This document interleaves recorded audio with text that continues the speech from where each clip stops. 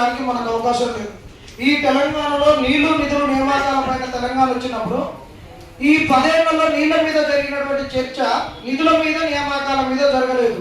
ఈ నీళ్లు తీసుకురావడానికి ఖర్చు పెట్టినటువంటి నిధులు ఎక్కడికి పోయినాయి, ఎవరిళ్ళకి పోయినాయి, ఈ నిధులు పోవడంతో ఎవరు బాగుపడ్డారు, ఈ బాగుపడడం వల్ల ఈ తెలంగాణలో పెరిగినటువంటి ఆర్థిక అసమానతలు ఎంత ఘోరంగా పెరిగినాయి, తెలంగాణ వస్తే బాగుపడేటటువంటిది బాగుపడుతుందా లేదనేటటువంటి దిశగా అసలు చర్చలు జరగలేదు. అందువల్లనే నిధులు నియామకాల వైపు ఇప్పుడు మళ్ళీ చర్చలు జరగాల్సిన అవసరం ఉంది.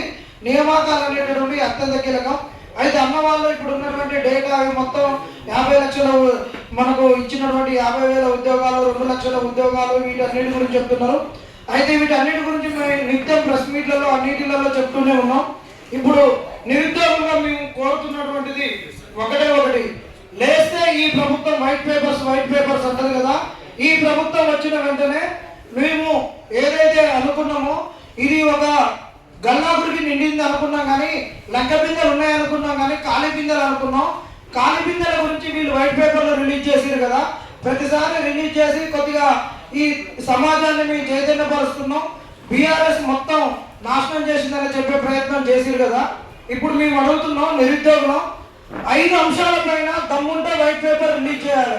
వైట్ పేపర్ రిలీజ్ చేసినాకనే నువ్వు అసెంబ్లీలోకి అడుగు పెట్టాలి. అసెంబ్లీలో ఈ 5 అంశాల పైన 5 వైట్ పేపర్స్ రావాలి.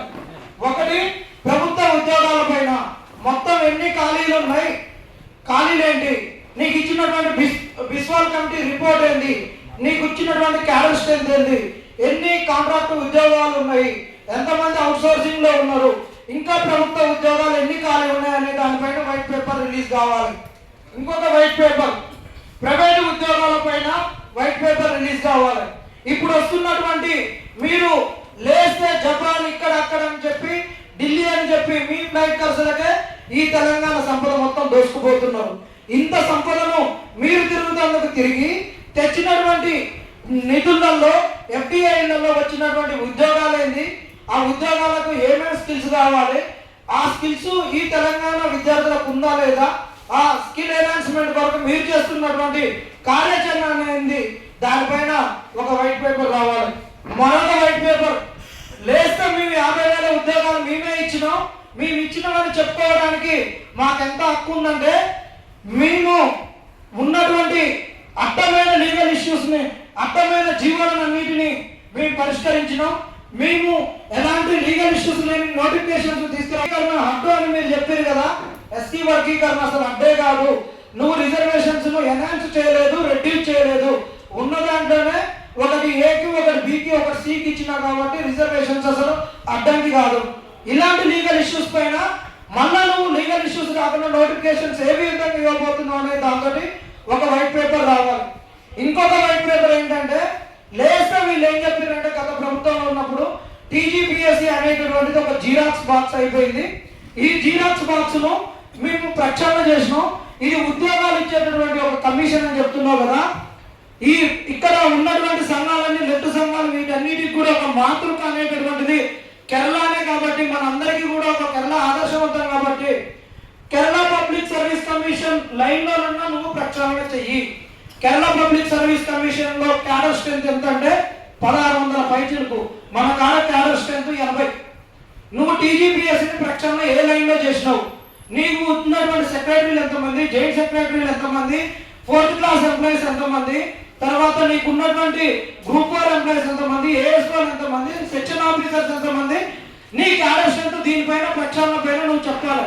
వైట్ పేపర్ రావాలి. ఎందుకంటున్నావు అంటే ప్రక్షాళన చేసిన నువ్వు చెప్పి గ్రూప్ 1 పేపర్ నువ్వు అడ్డమైన జీవోలు తెచ్చిన వాటిపైన మేము కొట్లాడేటప్పుడు టీజీపీఎస్సీలో దొంగలు కోవర్టులు ఉన్నారు, బీఆర్ఎస్ కు లీకులు ఇస్తున్నారు, బీఆర్ఎస్ దొంగలు ఇందనే ఉన్నారని గత సంవత్సరం జూలైలో నువ్వే పేపర్ స్టేట్మెంట్ ఇచ్చినావు.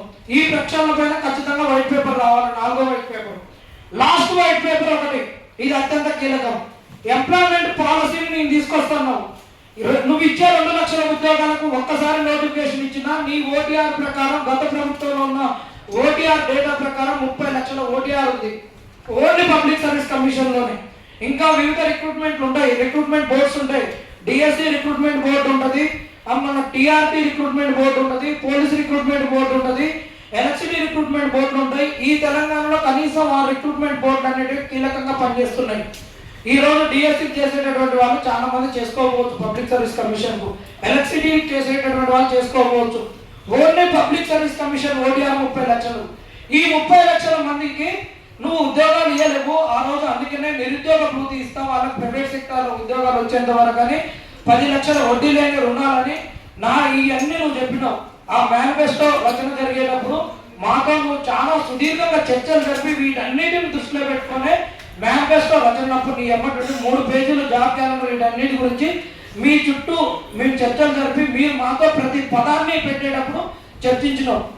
ఇప్పుడు ఎంప్లాయ్మెంట్ పాలసీ అత్యంత కీలకం. ఈ 30 లక్షల మందిలో 28 లక్షల మందికి నువ్వు ఉద్యోగాలు ఏ విధంగా ఇవ్వబోతావు, ఆ వైపు నీ కార్యాచరణ ఏంటి, నీ పాలసీ ఏంటి, పాలసీకి నువ్వు వేసిన అడుగులేంటి, నీకు వస్తున్న అడ్డంకులేంటి.